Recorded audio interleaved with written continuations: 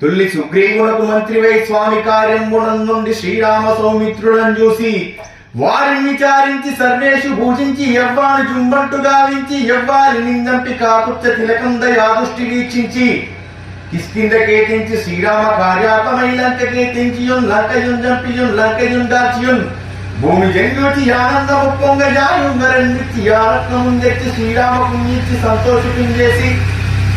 సుగ్రీవుడు అంగదుంజాంబవంతాన్ని నీరాదులను కూడి ఆసేతువును దాటి వానరులు మూకలై పెన్మూకలై జైద్రులందగా రావణున్నంత కాలాగ్ని రుద్రుండవై కోరి బ్రహ్మాండమైనట్టి ఆ శక్తిని వేసి ఆ లక్ష్మణుడు మూర్ఛనం నింపగా అప్పుడే పోయి సంజీవిని తెచ్చి సౌమిత్రికి నీచి ప్రాణము రక్షింపగా